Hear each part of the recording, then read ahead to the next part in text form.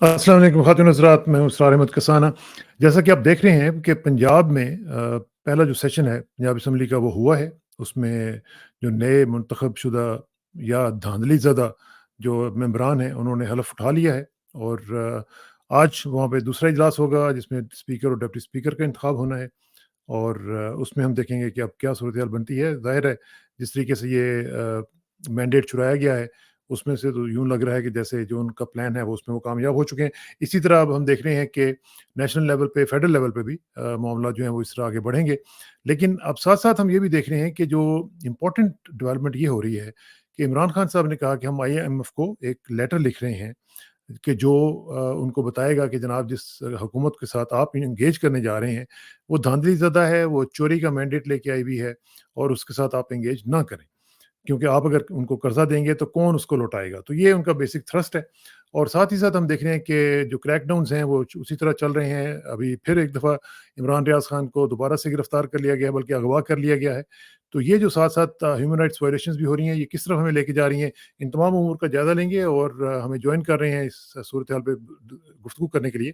محترم جناب کرامت اللہ غوری صاحب، جو کہ سابق ایمبیسڈر ہیں پاکستان کے، اور بڑے زبردست طریقے سے انہوں نے پاکستان کو سرو کیا ہے۔ ہیئر کمز کرامت صاحب۔ السلام علیکم جی غوری صاحب۔ وعلیکم السلام کسانہ صاحب۔ بہت شکریہ غوری صاحب آپ کے ٹائم کا۔ ایک تو مجھے یہ ذرا بتائیں کہ یہ جو آپ نے دیکھا پورا الیکشن کو، آپ نے کور بھی کیا، آپ سارا کچھ دیکھ رہے تھے بڑا مائنیوٹلی، یہ جو اب ہم دیکھ رہے ہیں کہ ایک نیا ایک سلسلہ شروع ہو گیا ہے کہ پورے کا پورا اب وزیر اعظم سے لے کر نیچے تک سارے جو وزراء بھی ہوں گے وہ بھی چوری شدہ مینڈیٹ کے ساتھ آئے ہوئے ہوں گے، ہمارے جو وزرائے اعلیٰ ہیں وہ بھی چوری شدہ مینڈیٹ کے ساتھ آئے ہوں گے۔ تو ان کی کیا مورل اتھارٹی کیا ہوگی جی؟ کوئی نہیں ہے کسانہ صاحب، لیکن حیرت کی بات یہ ہے کہ جو لوگ ان چوری شدہ ووٹوں سے حکومت کی مسند اقتدار پر بیٹھنا چاہتے ہیں ان میں غیرت نام کی کوئی رمق نہیں ہے۔ اسی لیے میں کہتا ہوں، اور میں کافی عرصے سے کہتا آ رہا ہوں کہ پاکستان کا سب سے بڑا مسئلہ اس کا تہذیبی زوال ہے۔ ٹھیک ہے نا؟ ہمارے ہاں جو اخلاقی پستی بڑھتی جا رہی ہے وہ اب انتہا کو پہنچ گئی ہے، اور ان انتخابات میں تو جتنے بھی شرم و حیا کے جو کچھ باقی پردے بچے ہوئے تھے وہ سب بھی تار تار کر دیے گئے۔ حیرت یوں نہیں ہے کہ پاکستان کی جمہوریت اصل میں اسیر ہے اس کے جاگیرداری نظام کی، اور میں یہ برسوں سے کہتا چلا آ رہا ہوں کہ جاگیرداری کی زمین میں جمہوریت کی فصل اگانا بالکل ایسے ہی ہے جیسے آپ یہ امید رکھیں کہ نیم کے پیڑ میں آم اگائیں گے۔ یہ نہیں ہو سکتا، اس لیے کہ جمہوریت کا بنیادی جو حسن ہے وہ رواداری ہے۔ رواداری جس میں آپ مخالف کو مخالف سمجھتے ہیں، اپنا دشمن نہیں سمجھتے، اور مخالف کی جب حیثیت آپ اس کو دیتے ہیں تو آپ اس کی بات سننے کے متحمل ہوتے ہیں۔ ہمارے یہاں مسئلہ یہ ہے کہ ہمارا جو جاگیرداری نظام ہے، جو ہمارا جاگیرداری مزاج بن چکا ہے، ٹھیک ہے نا؟ اب یہ ضروری نہیں ہے کہ جاگیردار کے خاندان میں ہی آپ پیدا ہوں تو جاگیردار ہوں، نہیں، آپ وہ ایک جاگیرداری کی ذہنیت ہے جو لگتا یہ ہے کہ پورے معاشرے پر حاوی ہو گئی ہے، پورے معاشرے میں پھیل چکی ہے اور اس کے رگ و پے میں سما چکی ہے۔ تو اب یہی اس کے مظاہر آپ دیکھ رہے ہیں کہ سیاسی مخالفین کو دشمن تصور کیا جاتا ہے، اور دشمن آپ جانتے ہیں کہ جاگیرداری کلچر میں دشمن سے نمٹنے کے لیے دو ہی طریقے سمجھے جاتے ہیں۔ ایک تو یہ کہ آپ اس کو پہلے خریدنے کی کوشش کریں، اگر وہ نہیں بکتا تو پھر آپ اس کو اپنے راستے کا کانٹا سمجھ کے اس کو ہٹا کو ختم کر دیں۔ تو یہی ہو رہا ہے۔ یہ انتقام کی جو سیاست ہے یہ پاکستان کی جمہوریت کو نہ صرف پنپنے نہیں دے رہی بلکہ پوری قوم کو تہذیبی زوال کے اس کھٹ کے کنارے لے آئی، گرنے کے بعد پھر اس سے نکلنا بہت مشکل ہو۔ تو یہ جو ابھی آپ صورتحال دیکھ رہے ہیں جس میں آپ یہ سارا سوال جو ہے ہمیں بتا رہے ہیں، اس کا اب جو اینڈ رزلٹ ہے وہ آپ کیا سمجھتے ہیں کیا ہو سکتا ہے؟ ہم کس طرف نہیں جا رہے ہوگا ہیں؟ یہ کہ دیکھیے وہ اب مغرب کے میڈیا میں، آپ یہاں رہتے ہیں میں بھی یہاں رہتا ہوں، ہم نے دیکھا کہ جی ہاں، مغربی میڈیا نے کس طرح سے لگی لپٹی رکھے بغیر یہ فیصلہ سنا دیا ہے، اور بالکل جائز فیصلہ سنایا ہے کہ پاکستان کے ان انتخابات میں بہت بڑے پیمانے پر دھاندلی ہوئی ہے۔ اور انہوں نے تو یہ بھی کہہ دیا ہے، پاکستانی نیوز میڈیا تو کہتے ہوئے ڈرتا ہے، اور اب آپ دیکھ رہے ہیں کہ کس طرح سے سوشل میڈیا پر بھی پابندیاں لگانے کی کوششیں کی جا جی ہاں، رہی ہیں۔ پچھلے 7 دنوں سے سابقہ ٹویٹر یا موجودہ ایکس کی سروس پاکستان جی ہاں، میں تعطل کا شکار رہی ہے، کہیں کبھی آتی ہے کچھ دیر کے لیے، پھر اس کے بعد غائب ہو جاتی ہے۔ اور اب تو وہ جو ایک دوسرا جو وسیلہ تھا سوشل میڈیا کے لوگوں کے پاس، کہ VSPN وہ کیا کہلاتا ہے، وی پی اس این پر وی پی این اس پر ہاں جی، اس پر بھی پابندیاں لگائی جا رہی ہیں، اس پر بھی چھاپے مارے جا رہے ہیں۔ اور یہ جو فسطائیت کا جو سلسلہ ہے وہ تو ختم ہونے ہی کو نہیں آتا۔ آپ نے ریاض کا ذکر کیا تھا، جس کو دوبارہ گرفتار کر دیا، عمران ریاض عمران کو ریاض دوبارہ جی گرفتار کر جی لیا گیا ہے، اور جی ہاں، بھونڈے الزامات لگائے گئے ہیں۔ یہ تو یہ بھی دیکھیے وہ جو میں کہتا ہوں جاگیردارانہ ذہنیت، اس میں دشمن کو کچلنے کے لیے ہر طرح کے حربے آزمائے جاتے ہیں۔ تو اب عمران ریاض پر بھی اور اس کے والد پر بھی، اور اس نے یہ، میں اس کا بیان پڑھ رہا تھا کہ اس نے کہا کہ سب سے زیادہ افسوس اسے اس بات کا ہے کہ اس کو تو گرفتار کیا گیا تھا، اس پر تو الزامات لگائے گئے تھے، لیکن اس کے والد بزرگوار کو بھی گھسیٹ لیا گیا۔ تو یہ ٹپیکل جاگیردارانہ ذہنیت ہے کہ وہ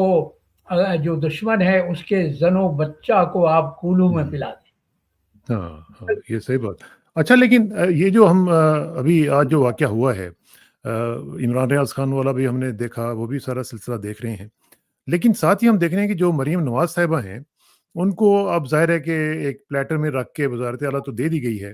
اب کیا جی ہوگا؟ اب کس طریقے سے جو اپوزیشن لیڈر ہیں ان کو آنے نہیں دے رہے، ان کو اندر اسمبلی کے اندر نہیں آنے دے رہے، جو کہ ان کا انتخاب لڑنے جا رہے ہیں وزارت اعلیٰ کے حوالے سے،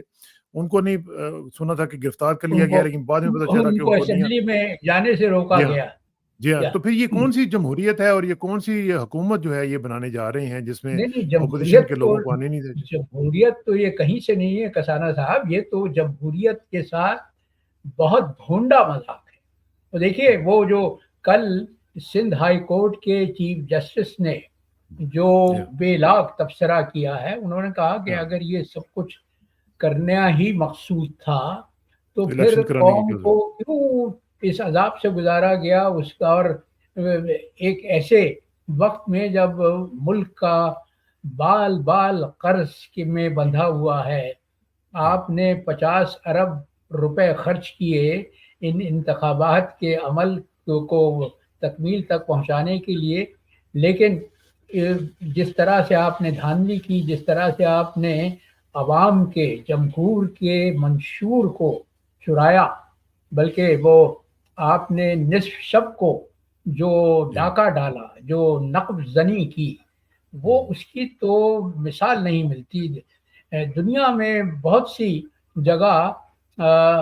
فوجی آمریت ہے، برما میں ہے، تھائی لینڈ میں بھی عسکری طاقتیں اکثر یہ کرتی رہی ہیں، لیکن جس طرح سے پاکستانی جب عوام کے ساتھ ہمارے طاقتور حلقوں کا سلوک ہے، وہ تو لگتا یہ ہے اس کو دیکھتے ہوئے کہ جیسے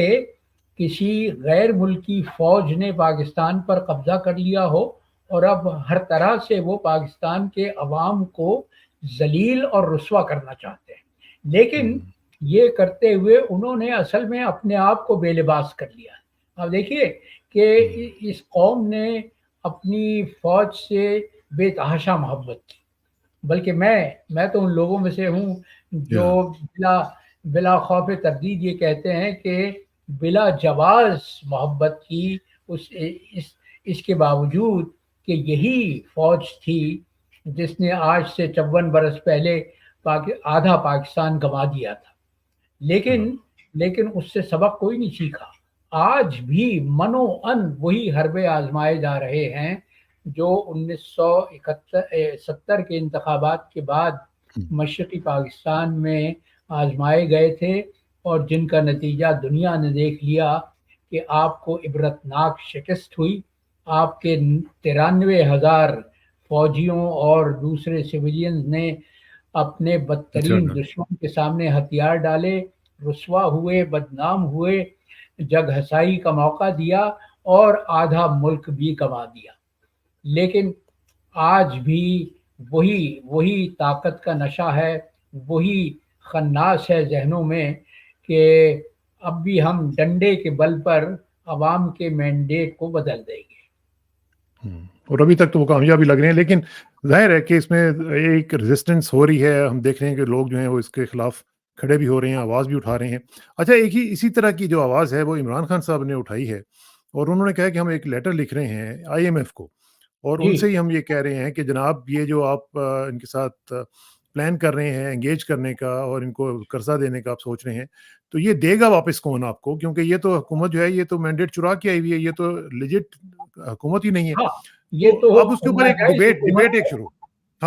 ڈبیٹ شروع ہو گئی ہے کہ جی عمران خان صاحب نے، اب ڈبیٹ یہ ہو رہی ہے کہ عمران خان صاحب نے قومی سلامتی کو خطرے میں ڈال دیا ہے، یہ کہہ کے کہ اگر وہ نہ ہوا، پاکستان کو قرضہ نہ ملا، تو پاکستان جو ہے ڈیفالٹ کر سکتا ہے، اس لیے پاکستان کی سلامتی جو ہے وہ عمران خان نے خطرے میں ڈال دی ہے، اور یہ ملک دشمن پارٹی ہے اور ملک دشمن لوگ ہیں، ان کو اسی طرح ٹریٹ کرنا چاہیے جس طرح کہ ہم وہ کر رہے ہیں۔ واویلا شروع ہو گیا ہے، بہت زیادہ تیر و نشتر چل رہے ہیں، اور وہ عمران کے مخالف حلقوں سے یہی الزام لگایا جا رہا ہے کہ یہ تو ملک سے غداری کے مترادف ہے، اور مجھے یہ لگتا ہے کہ اس کے پردے میں عمران کے خلاف ایک اور کارروائی کی جائے گی، اور اب کوشش یہ کی جائے گی کہ PTI کو پاکستان دشمن جماعت قرار دے کے اس کو اس پر بین لگا دیا جائے، اس کو ڈسبینڈ کر دیا جائے۔ لیکن وہ انتشار تو پہلے ہی پیدا ہو چکا ہے۔ دیکھیے جس طرح سے ہماری عدالت عالیہ نے تحریک انصاف سے اس کا انتخابی نشان چھینا، وہ شرمناک رویہ تھا، وہ انتہائی قابل مذمت فعل تھا، لیکن وہ جان بوجھ کے وہ وار کیا گیا تھا، کیونکہ دنیا جانتی ہے کہ ایک ایسے ملک میں جس کے 40% افراد آج بھی ناخواندہ ہیں، پڑھے لکھے نہیں ہیں، جو کوئی تحریر نہیں پڑھ سکتے، جو کسی منشور کو نہیں سمجھ سکتے، ان کے لیے تو ایک پارٹی کا انتخابی نشان ہی سب کچھ تھا۔ اس علامت کو چھین لیا گیا، لیکن اس علامت کے چھن جانے کے باوجود تحریک انصاف کے لوگوں نے، خاص طور پہ نوجوان کارکنان نے جس طرح سے اپنا پیغام عوام تک پہنچایا، کس طرح سے ان کو اس بات سے پوری طرح سے معلومات پہنچا دیں ان تک کہ کون سا امیدوار تحریک انصاف کا ہمدرد ہے اور تحریک انصاف کا نمائندہ ہے۔ لہذا دنیا نے دیکھا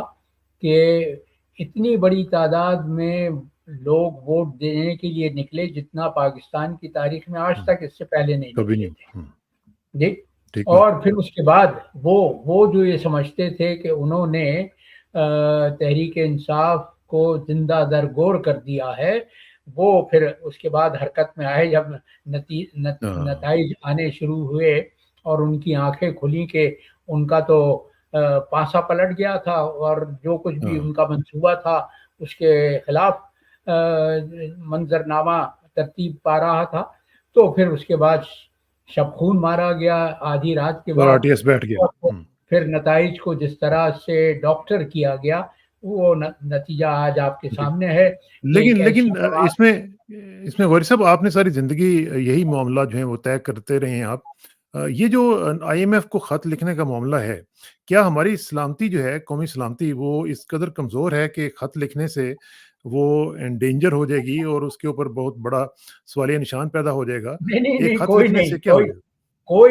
کوئی خطرہ نہیں ہوگا کوئی. اور یہ میں سمجھتا ہوں کہ اگر عمران خان نے خط نہ بھی لکھا تو بھی IMF کے لوگ کوئی دوسری دنیا میں تو نہیں رہتے، وہ کسی اور سیارے پر تو نہیں بستے، وہ دیکھ رہے ہیں، وہ باخبر لوگ ہیں، ان کے پاس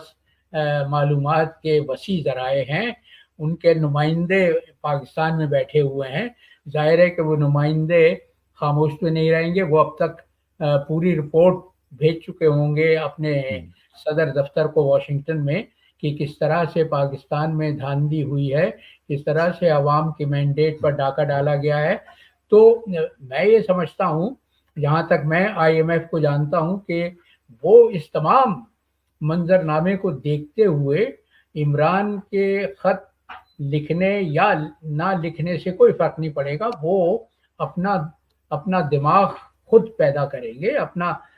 وہ خود اپنی پالیسی مرتب کریں گے کہ ایک ایسے پاکستان کو وہ قرضہ دینے کا خطرہ مول لے سکتے ہیں جس کی معیشت میں کوئی توانائی نہیں ہے، جس کی معیشت میں کوئی سکت نہیں ہے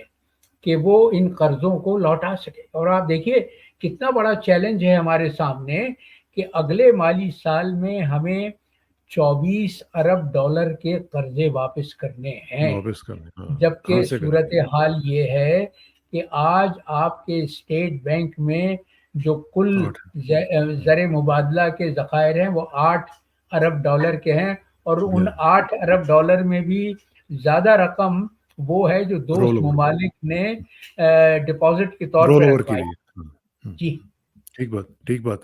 تو یہ تو سچویشن جو ہے یہ تو بڑی خطرناک ہے، اور خاص طور پہ اس حوالے سے بھی ہم دیکھتے ہیں کہ جب سیاسی سطح پہ کوئی ایک اسٹیبلٹی نہیں ہے، کہ ہجان کسی کیفیت ہمیں نظر آ رہی ہے،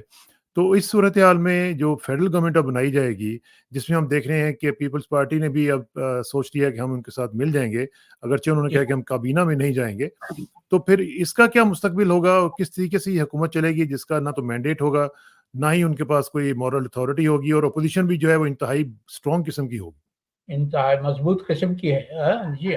نہیں، مجھے تو کوئی مستقبل نظر نہیں آتا، نہ مرکزی نہ وفاقی حکومت کا، نہ پنجاب کی حکومت کا. یہ تو لوگ اپنی جو ہوس اقتدار ہے اس کو پورا کرنا چاہتے ہیں. وہ میاں نواز شریف نے بہت عرصے پہلے سے یہ منصوبہ بنایا ہوا تھا کہ وہ اپنی دختر نیک اختر کو پنجاب کی وزارت اعلیٰ کا منصب سونپیں گے، اور اس میں طاقتور حلقے جو ہیں، جو پاکستان کے اصل مالک و مختار ہیں، وہ بھی پوری طرح سے ان سے اتفاق رکھتے تھے. لہذا مریم نواز چیف منسٹر ہو جائیں گی کل پنجاب کی، اور شہباز شریف پھر وفاق میں حکومت بنا لیں گے. لیکن یہ جو بھانمتی کا کنبہ جوڑا جا رہا ہے، کہیں کی اینٹ اور کہیں کا روڑا اکٹھا کر کے جو حکومت بنائی جا رہی ہے، یہ حکومت تو انتہائی ناپائیدار ہوگی. وہ جو ہے نا، وہ جو کہا گیا ہے کہ جو شاخ جو شاخ نازک نازک پہ پہ بنے گا آشیانہ، وہ آشیانہ ناپائیدار ہوگا. ناپائید ہو رہا. ہاں ہاں، صحیح بات ہے. لیکن اس میں یہ ذرا مجھے بتائیں کہ یہ جو قاضی صاحب ہیں ہمارے، جو قاضی القضات ہیں، ان کا کوئی رول نہیں بنتا اس پوری صورتحال میں کہ کیا ہو رہا ہے؟ اوپر سے انہوں نے ایک ایسا ڈیسیژن دے دیا جس نے پورے ملک میں آگ لگا دی ہے. وہاں سے بھی اب دیکھیں کہ مذہبی حوالوں سے بھی سلسلہ جو ہے وہ اب وہ جی لوگ انہوں اٹھ نے کھڑے ہوئے ہیں. ایک اور جی چنگاری گھس میں ڈال دی ہے. ہاں ہاں. تو اب یہ ان کا بھی تو کوئی رول بنتا ہے نا، ایک چیف جسٹس ہونے کے ناطے نہیں، لوگوں کے اندر میں ایک. تو کسانہ صاحب یہ سمجھتا ہوں کہ یہ ایک تسلیس ہے، ایک جی تسلیس ہے جس کے سب سے بڑے جو کلیدی کردار ہے وہ عاصم منیر کا ہے، جو فوج کے سربراہ ہیں. دوسرے اس کے رکن ہمارے چیف الیکشن کمشنر ہیں، اور تیسرے رکن قاضی فائز عیسیٰ ہیں. ہماری تو تاریخ، ہماری عدلیہ کی تو جو تاریخ ہے وہ آپ جانتے ہیں انتہائی المناک تاریخ ہے، اس لیے کہ پاکستان میں جمہوریت کی بے کنی شروع ہی عدالتی فیصلے سے ہوئی تھی۔ وہ جب 1954 میں پاکستان کی پہلی دستور ساز اسمبلی کو غلام محمد گورنر جنرل نے برطرف کیا تھا، اس کے خلاف مولوی تمیز الدین خان جو اس کے اسپیکر تھے وہ اپیل میں گئے تھے، اور سندھ ہائی کورٹ نے ان کی اپیل کو منظور کر دیا تھا۔ لیکن اس کے بعد وفاق کی حکومت نے فیڈرل کورٹ، اس زمانے میں سپریم کورٹ نہیں تھا، فیڈرل کورٹ تھا جس کے سربراہ جسٹس منیر تھے، انہوں نے نظریہ ضرورت ایجاد کیا اور اپنے گرائیں غلام محمد کے فیصلے کو حق بجانب قرار دے کے پاکستان میں جمہوریت کا جو پودا لگایا گیا تھا، جو زمین سے سر نکال رہا تھا، اس کو پنپنے کے آثار تھے، اس پودے کو بڑی بے دردی سے کچل دیا گیا۔ اور آج تک یہی صورتحال ہے کہ ہر عسکری طاقت کی پشت پناہی ہماری اعلیٰ عدلیہ نے کی ہے۔ آپ پوری تاریخ جانتے ہیں، مجھے دہرانے کی ضرورت نہیں ہے ٹھیک بات، کہ کس طرح لیکن غوری صاحب جو ہماری عدلیہ ہے، دیکھیں وہ تو جو کچھ ہو چکا وہ تو ہو گیا۔ اب جو ہمارے چیف صاحب ہیں اور ان کے ساتھ ساتھی ججز جو ہیں، ان کا ایک رول تو بنتا ہے کہ ان کے سامنے لوگ چیخ کے بتا رہے ہیں کہ جی فارم 45 ہمارے پاس پڑے ہوئے ہیں، ہمارے فارمز۔ آپ دیکھیں جو شوکت بسرا ہیں وہ سپریم کورٹ میں گئے، چیف صاحب نے ان کو بات بھی نہیں کرنے دی، ان سے انہوں نے بات سننے کا بھی ان کا نہیں ہے، پیشنس نہیں ہے، اور یہ سن لیتے کہ کم از کم اس کا کیس کیا ہے، ان کا مدعا کیا ہے، لیکن انہوں نے نہیں سنی۔ اب اتنا بڑا ایک مسئلہ بن چکا ہے، اتنی بڑی دھاندلی ہوئی ہے، بلکہ لوگ تو کہتے ہیں دھاندلا ہوا ہے، تو اس کے اوپر ان کا ایک رول بنتا ہے۔ چلیں اگر آپ نے سو موٹو نہیں لینا، آپ کم از کم ان سے بات تو کریں نا، آپ ان سے بات تو سن لیں کہ کیا ہو رہا ہے۔ نہیں، ان کا رویہ تو دیکھیے ثنا صاحب، وہ جو میں کہہ رہا تھا کہ عمران کے خلاف جو منتقمانہ کارروائی ہوئی، اس میں جسٹس فائز عیسیٰ نے بڑا کلیدی کردار ادا کیا۔ وہ جو کہاوت ہے نا کہ ناؤ کس نے ڈبوئی، خواجہ خضر نے، تو پاکستان میں جمہوریت کی ناؤ ڈبونے والے تو پہلے، آپ کو یاد ہوگا 2 سال پہلے جب عمران کی حکومت تھی اور ڈپٹی اسپیکر نے اس تحریک عدم اعتماد کو مسترد کر دیا گیا تھا، تو یہی عدالت عالیہ تھی جو کو اپنی دکان کھول کے بیٹھی تھی اور اس نے عمران کے خلاف فیصلہ دیا تھا۔ تو عدالتیں تو ہماری، اور خاص طور پہ عدالت عالیہ تو پاکستان میں عوام دشمنی اور جمہوریت کشی میں کلیدی کردار ادا کرتی رہی ہے، اور آج تک اس کے رویے میں کوئی تبدیلی نہیں آئی، بلکہ لگتا یہ ہے کہ فائز عیسیٰ صاحب تو جو بچی کچی آس ہے اس کو بھی ختم کر دینے پر آمادہ تلے ہوئے ہیں۔ اور بڑی بہت ہی افسوسناک سچویشن ہے۔ لیکن آخر میں صرف یہ مجھے بتائیں کہ اب اس تمام صورتحال میں عمران خان کو آپ کس طرح دیکھ رہے ہیں؟ وہ کیسے اس کے ساتھ نبردآزماں ہوں گے، کیسے کنڈکٹ کریں گے اپنے آپ کو، اور ان کا مستقبل آپ کو نیئر فیوچر میں کیسا لگ رہا ہے؟ کیا وہ ابھی آپ کو رہا ہوتے ہوئے نظر آ رہے ہیں یا ان کو ابھی اندر ہی رکھا جائے گا؟ نہیں، مجھے تو رہا ہوتے نظر نہیں آ رہے، اور ان کے خلاف مجھے یقین ہے کہ یہ جو اس کو ہوا دی جا رہی ہے، اس خط کو جو اب تک تحریر نہیں کیا گیا ہے لیکن اس کو ہوا بنا کر پیش کیا جا رہا ہے پاکستان میں، اور یہ کہا جا رہا ہے کہ یہ ملک سے دشمنی کے مترادف ہے، تو اس کو اور جواز بنایا جائے گا عمران خان کے خلاف اور مقدمات قائم کرنے کے لیے۔ تو مجھے یہ نہیں لگتا کہ جو طاقتور حلقے ہیں ان کی سوچ اس سمت میں ہے کہ عمران کے لیے کوئی گنجائش پیدا کی جائے، کوئی آسانی پیدا کی جائے، بلکہ اس کے خلاف، اس کے بالکل برعکس عمل ہو رہا ہے۔ لیکن عمران کے لیے اب یہ ہے کہ انہوں نے اپنے آزاد امیدواروں کو سنی تحریک میں شامل کر دیا ہے، اور اس حیت میں، اس صورت میں وہ ایک مضبوط حزب اختلاف کی صورت میں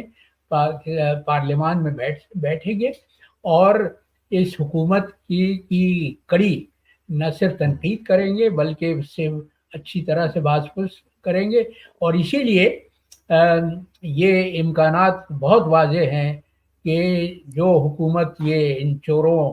ڈاکوؤں کی کو ملا کے بنائی جا رہی ہے وہ حکومت زیادہ دیر چل نہیں پائے گی، اور چلیں گے اب تو مولانا فضل الرحمان اور ان کے جو دیگر مذہبی حلقے ہیں وہ بھی اس حکومت کے خلاف ہو گئے ہیں، اس بھانمتی کے کنبے کے مخالف ہیں، اور جسٹس فائز عیسیٰ کے رویے پر جس طرح سے مولانا نے تنقید کی ہے اس سے تو یہ خطرہ پیدا ہو رہا ہے کہ ملک میں مذہبی منافرت کی ایک اور طاقتور لہر اٹھنے والی ہے، اور پاکستان کے سماجی پس منظر کو جو ذہن میں رکھا جائے تو پھر اس کے بہت ہی خوفناک نتائج ہو سکتے ہیں، بہت خوفناک ہو سکتے ہیں۔ اللہ تعالیٰ خیر کرے۔ اور جو آپ نے سینیریو ڈرا کیا ہے، میرا خیال ہے کہ جو سننے والے ہیں ان کو چاہیے کہ اس کے اوپر توجہ دیں اور اس کو ٹھیک کرنے کی کوشش کریں۔ اور اس وقت کا بہت بہت شکریہ، انشاءاللہ جلدی ملاقات ہوگی آپ سے انشاءاللہ، اور آپ کا جو تجزیہ ہے وہ ہم لوگوں کے ساتھ شیئر کرتے رہیں گے۔ Thank you very much for your time. السلام علیکم۔ بہت بہت شکریہ، بہت شکریہ، تھینک یو۔